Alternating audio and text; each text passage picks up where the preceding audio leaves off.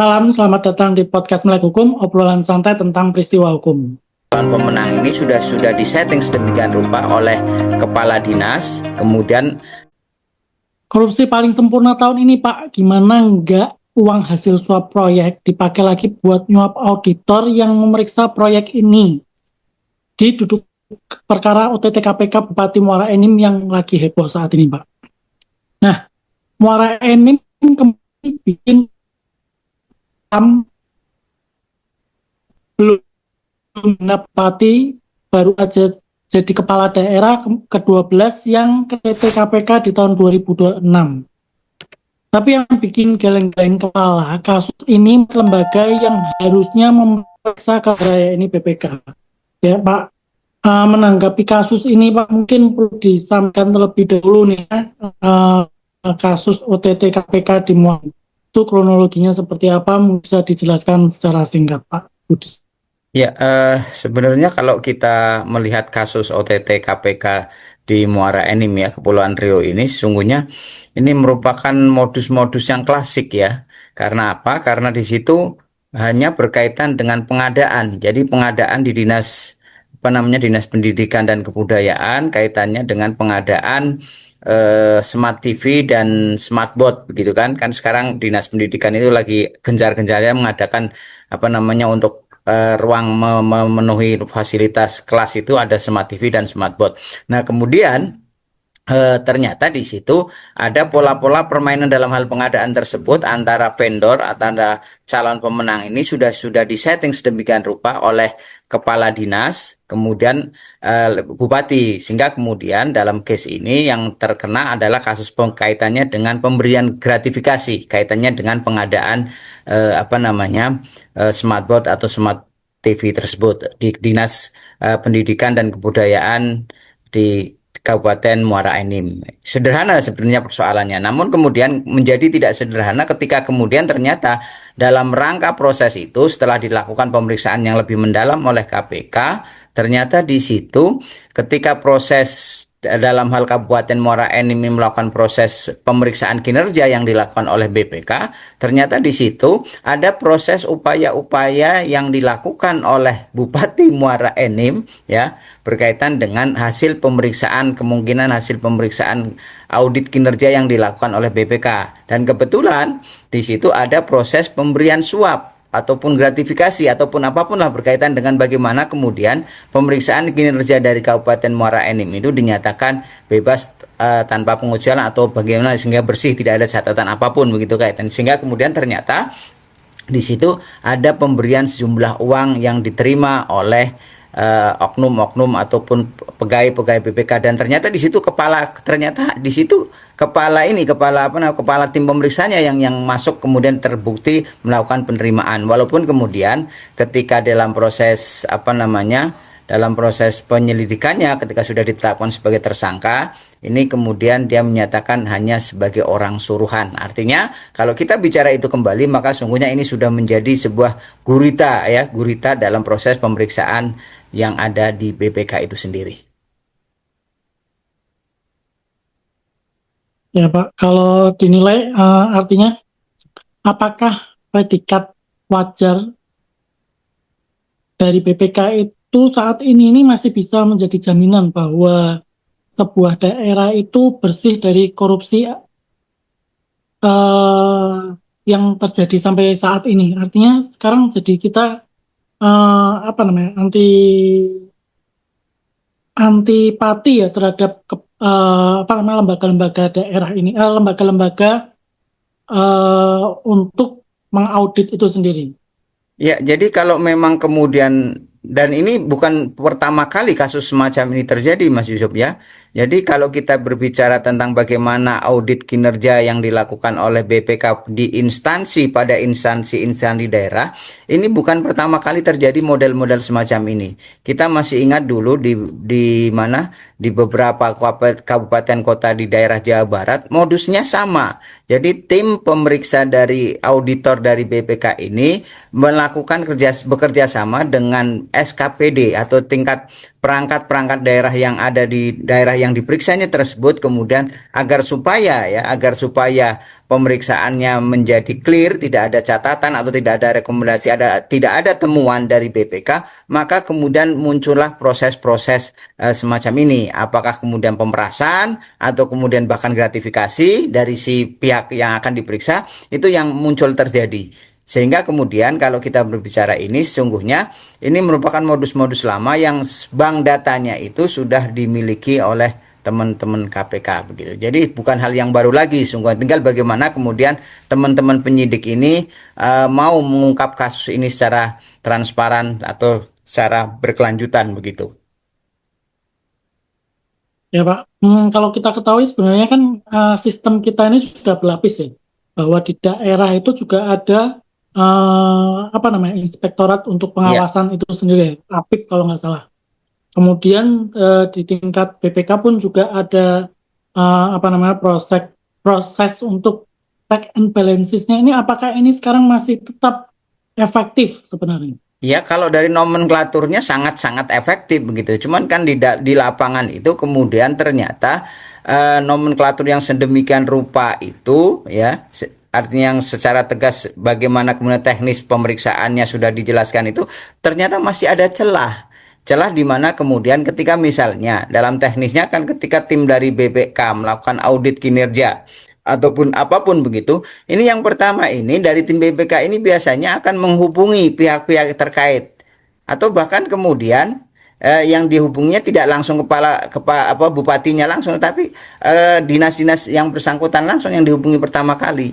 Nah, tim ini mereka datang itu tidak sebagaimana layaknya apa kalau kita dalam bayangan kita itu auditor itu diam-diam begitu kan? Karena dalam proses birokrasi mereka akan ada semacam pemberitahuan terlebih dahulu. Kok sah-sah saja sebenarnya itu dilakukan ya. Cuman persoalannya kan kemudian ini membuka celah. Bagaimana kemudian tim auditor itu bisa di apa namanya bahasa-bahasa birokrasinya adalah bagaimana bisa ketika datang apalagi BPK dari pusat begitu kan seorang daerah aparat daerah kemudian ada pemeriksaan dari pusat itu mesti akan ada proses ya mau tidak mau ada proses penghargaan dan lain sebagainya yang sangat birokratis sekali sehingga tidak apa namanya tidak menutup membuka celah adanya proses-proses apakah bentuk pelayanan, interes dan lain sebagainya akan sangat mungkin terjadi sekali. Ya Pak, kalau melihat nih masyarakat awam nih ya, mungkin lihat apa namanya adanya dana yang dipakai untuk suap dan lain sebagainya itu, mungkin secara realnya mereka tidak mengetahui ya dampak bagi mereka itu seperti apa gitu. Sebenarnya bisa kelihatan nggak sih itu memotong anggarannya dari mana gitu? Ya, jadi ada beberapa kasus yang ketika kemudian terjadi semacam itu, yang pertama kali itu yang menjadi objek dana dari mana kemudian untuk memberikan suap dari DPR itu adalah yang pertama adalah dari pejabat-pejabat SKPD yang bersangkutan. Jadi ketika misalnya apa namanya tim auditor dari BPK itu mau datang ke suatu daerah melakukan pemeriksaan, biasanya itu kepala daerah itu akan menghubungi masing-masing SKPD, pimpinan SKPD, pimpinan Satker untuk bagaimana kemudian menyampaikan kepada pimpinan Satker itu agar supaya tidak ada temuan. Nah, ketika tidak ada temuan itu kemudian biasanya pula karena kepala pimpinan ya satuan kerja masing atau SKPD ini punya interest tertentu kepada bupati yang terpilih, maka mau tidak mau itu kemudian terjadi sebuah proses yang apa namanya ya untuk memberikan pelayanan kepada bupati setidaknya untuk apa namanya menyambut tim dari pusat tersebut, auditor dari pusat itu. Nah, yang pertama kali adalah dari kepala SKPD atau satuan kerja di daerah. Nah, kemudian dari mana Satker ini? Biasanya Satker ini akan menunjuk kepada apa namanya tim-tim yang ada di bawahnya. Misalnya kalau kita bicara misalnya dinas kesehatan gitu kan. Nah, dinas kesehatan ini kan punya biasanya yang jadi persoalan adalah kepala puskesmas gitu kan. Maka dari setiap kepala puskesmas itu dihubungi oleh kepala dinas ini untuk melakukan bagaimana agar supaya laporan dari Dinas Kesehatan misalnya ya itu menjadi clear, tidak ada masalah yang seperti yang disampaikan oleh pimpinan daerah tersebut atau bahkan langsung dari auditor dari BPK-nya. Karena eh, kenapa ini satu contoh begitu? Karena sangat mungkin sekali seperti misalnya kalau Dinas Pendidikan, Kepala Dinas Pendidikan ketika mendapat amanat dari kepala bupati atau kepala daerah setempat tersebut, maka dia dengan sendirinya akan menghubungi ke masing-masing kepala sekolah. Nah, kepala sekolah ini tentunya ya, karena dalam tanda kutip punya interest terhadap kepala dinasnya, maka mau tidak mau dia akan dengan segala upaya bagaimana menyediakan dana-dana yang dibutuhkan untuk sekedar misalnya melakukan melayani tamu-tamu dari pusat tersebut. Itu yang sangat sering terjadi karena apa? Karena memang di dalam budaya kita melakukan tata pemerintahan itu masih sangat kental sekali budaya feodalisme, budaya birokrasi yang kemudian dimanfaatkan oleh oknum-oknum yang sedemikian rupa punya pola untuk melakukan tindakan-tindakan koruptif begitu. Ya Pak, jadi kan kalau kita lihat sebenarnya para kepala daerah ini terjebak dengan sebenarnya dengan apa namanya cost hack politik gitu. Makanya mereka kan kemudian mencari-cari bagaimana cara pengembalian dana untuk kemarin saat mereka di pilkada kan seperti itu untuk agar dapat dipilih oleh masyarakat. Nah, sebenarnya ini kan sudah sering kita bahas berulang-ulang kan seperti itu. Nah, kira-kira ada nggak sih tipsnya, tips agar memang apakah pilkada kita ini memang masih efektif atau mungkin ada tips lain yang bisa menunjang hal ini gitu Pak?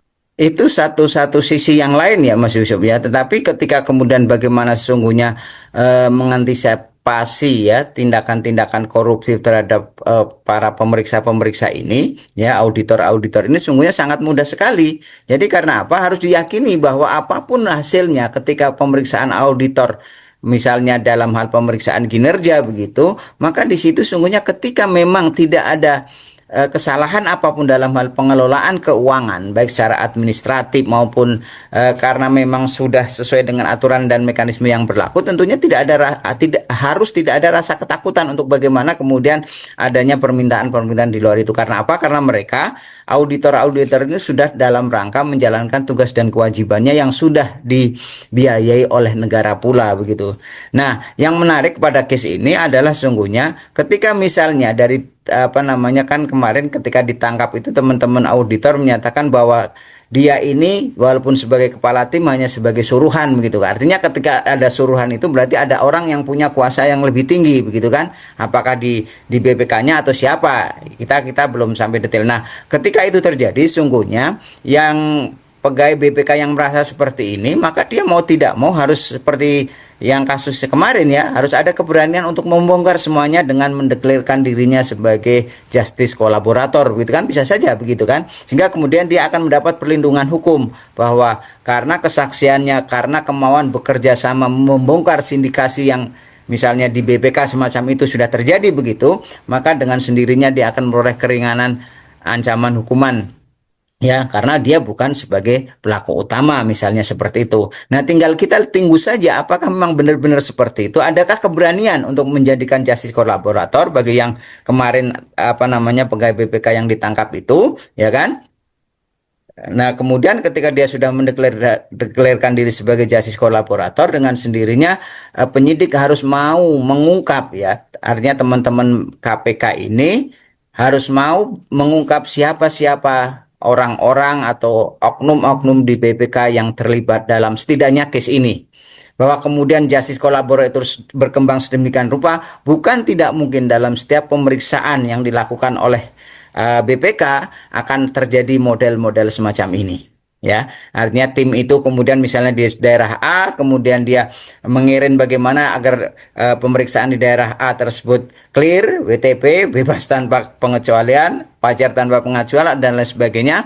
Ataupun ketika terjadi sedikit suatu persoalan, kemudian akan muncul tidak muncul sebuah rekomendasi atau catatan, disitulah kemungkinan dari tim-tim lain itu dilakukan oleh teman-teman yang sebagai justice kolaborator tadi.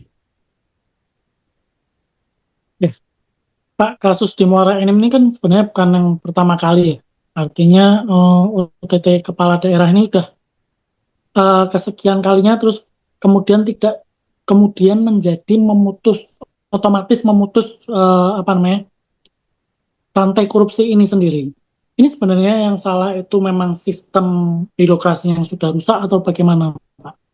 Iya, kalau kita melihat dari apa namanya model-model yang terjadi, ya karena apa namanya aparat-aparat di daerah ini, ya aparatur eh, kita penyelenggara negara di daerah ini, di samping ketika berbicara bahwa proses melaksanakan kegiatan pemerintahan ini masih sangat dianggap sebagai dia yang paling tahu semuanya. Di sisi yang lain, ya, aparat penegak hukum kita ini dalam tanda kutip ya, dalam melakukan proses penanganan perkara ini masih tebang pilih begitu. Artinya ketika misalnya ya, ada suatu case A dan B, kemudian ada proses apa namanya skala prioritasnya itu masih sangat-sangat kental sekali. Ya, jadi kita juga tidak heran kemudian ketika misalnya kemarin bersama hampir sama dengan persoalan ini kan muncul ketika apa namanya Kejaksaan Agung ya membongkar kasus BGN, kemudian langsung kemudian KPK ya KPK melakukan OTT Bupati Muara Enim ya. Bahwa kemudian ini dianggap sebagai sebuah persaingan dalam proses penegakan hukum itu persoalan yang lain. Tapi kemudian kalau kita bicara dari bank data yang ada di dalam teman-teman aparat penegak hukum itu sendiri, sesungguhnya sudah ada semua. Sehingga bagaimana skala prioritas itu bisa di apa namanya disampaikan kepada masyarakat. Apa sih sungguhnya skala prioritas dari misalnya KPK? Ya, kalau dulu kita bisa melihat bahwa misalnya walaupun di Undang-Undang KPK kan secara jelas sesungguhnya sudah detail skala prioritasnya adalah ketika misalnya angka kerugian negaranya di atas nilai tertentu kan seperti itu. Nah, ini yang kemudian dalam implikasinya itu tidak menjadi transparan gitu. Jangan kan misalnya kemarin Muara ini kan nilai kerugiannya sekitar berapa ya? 500 juta begitu kan, artinya nilai suapnya semacam itu. Nah itu kalau kemudian kita bicara pada kerangka bagaimana sungguhnya mekanisme penegakan hukum yang ada di dalam undang-undang KPK misalnya, itu pun di bawah kriteria yang ditentukan oleh undang-undang sehingga kemudian KPK bisa melakukan apa namanya upaya tangkap tangan. Tetapi kemudian karena itu dilakukan oleh penyelenggara negara itu menjadi kewenangan KPK, boleh-boleh saja argumentasi itu. Cuman persoalannya kan bagaimana kemudian ini mentransparasikan hal-hal semacam ini kepada masyarakat sehingga kemudian pola-pola penegakan pemberantasan hukum ini tidak seolah-olah tidak terjadi persaingan antara aparat penegak hukum yang ada di dalam di kita begitu kan, misalnya korupsi masing-masing sama-sama korupsi ini Kejaksaan Agung dan KPK dan bahkan kemudian kok polisian pun bisa melakukan itu, tapi kemudian ternyata kita bisa melihat ketika kasus-kasus besar terjadi yang itu ditangani oleh Kejaksaan Agung kebetulan. Kemudian pada saat yang hampir bersamaan KPK juga melakukan upaya penindakan terhadap tindak pidana yang dalam tanda kutip skalanya juga bisa dikatakan ya biasa-biasa saja modus-modusnya begitu kan. Dan sesungguhnya bank data kejahatan semacam ini sudah dimiliki pula oleh kejaksaan begitu.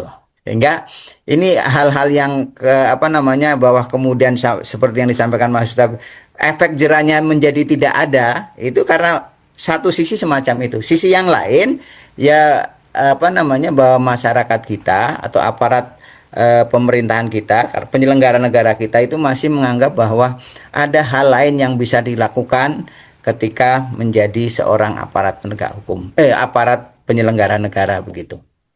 Mungkin gimana nih kira-kira solusinya untuk tren memutus tren korupsi berjamaah ini, Pak? Mungkin apakah memang semuanya digitalisasi penuh untuk pengadaan, atau mungkin reformasi total terkait dengan lembaga audit, atau memang pembenahan terhadap sistem parpol kita, Pak? Ya, kalau kita bicara pada sisi teknis, sesungguhnya kalau kita bicara pada sisi teknis, sesungguhnya yang perlu diperbaiki adalah bagaimana kemudian menjamin pelaksanaan dan penegakan hukum itu berjalan sesuai dengan realnya. Itu saja gitu loh. Artinya ketika misalnya aparat penegak hukum kita melakukan proses misalnya penindakan semacam ini, maka kemudian ketika melakukan penindakan, maka segala sesuatu yang terungkap dalam proses penindakan itu ditindaklanjuti begitu kan, sehingga kemudian sampai kepada akar-akar persoalan yang sesungguhnya. Jadi misalnya kasus yang di Muara Enim ini kan satu contoh. Di Muara Enim ketika terjadi proses OTT terhadap bupati yang melibatkan kepala dinas pendidikan, kemudian ternyata juga melibatkan aparat BPK atau pejabat BPK, tim pemeriksa dari BPK yang melakukan pemeriksaan terhadap Kabupaten Muara Enim, maka kemudian ketika terjadi semacam ini, maka mau tidak mau aparat penegak hukum kita harus kembali menelusuri ada apa sungguh di BPK itu sendiri kaitannya dengan pemeriksaan. Dan bukan tidak mungkin bank data itu sudah ada. Cuman bagaimana kemudian tadi seperti yang saya sampaikan, skala prioritas ini oleh KPK atau bahkan kemudian di instansi aparat penegak hukum yang lain tidak transparan kepada masyarakat. Sehingga kemudian ya akhirnya mereka seolah-olah masing-masing saling bersaing dalam melakukan upaya penegakan hukum. Dan itu bisa menjadi satu proses tidak efektifnya penegakan hukum itu atau penindakan dalam pemberantasan tindak pidana korupsi gitu. Baik Pak, sebagai pesan penutup Pak untuk kebijakan publik dan masyarakat Muara Enim yang menonton podcast ini, apa refleksi terbesar yang bisa kita ambil nih dengan runtuhnya integritas di Pemkab Muara Enim kali ini Pak? Ya, sesungguhnya kita itu apalagi di tingkat daerah itu sesungguhnya bisa dikatakan bisa autopilot begitu ketika ada sebuah proses pengadaan, ketika tidak dalam tanda kutip macam-macam ini sudah bisa berjalan dengan sendirinya begitu. Artinya proses pengadaan itu ketika misalnya sesuai dengan e-katalog dan lain sebagainya, mekanisme pengadaan yang sudah ada aturannya itu dilaksanakan sebagaimana mestinya, itu clear, tidak masalah. Karena apa? Karena dalam setiap pengadaan ini setiap pengadaan apapun begitu dalam konsepnya bahwa harga yang ditawarkan oleh pejabat pengadaan itu sudah di situ ada unsur keuntungan. Artinya tidak mungkin apalagi aparat pemerintah dalam hal pengadaan yang dilakukan oleh pemerintah harga yang ditawarkan dalam proses pengadaan itu sudah ada unsur keuntungannya dari barang yang diadakan. Pasti itu hukum ekonominya semacam itu. Karena kemudian yang terjadi kan ketika sudah itu ditawarkan, maka orang-orang ini pihak ketiga yang kadang kemudian karena sudah mengetahui ada untungnya itu, maka dimainkanlah keuntungan itu oleh masing-masing, apakah itu penyelenggara pengadaannya atau bahkan pihak ketiga yang akan melakukan pekerjaannya. Nah, ini kan sebuah moral hasad kita sudah ribet semacam ini begitu. Tapi setidaknya ketika aturan itu sudah aturan pengadaan maksudnya, apalagi sekarang sudah e-katalog, dengan sendirinya akan sangat mudah sekali dideteksi ketika ada pelanggaran dari kegiatan pengadaan tersebut. Baik, terima kasih Pak Budi atas waktu dan kesempatan ilmu yang disampaikan kepada kita. Mungkin korupsi ini dimulai dari kesalahan satu orang, tapi dampaknya harus ditanggung oleh seluruh generasi dan ini mungkin yang bisa kita sampaikan. Sampai jumpa di episode berikutnya. Mari kita kawal uang rakyat. Salam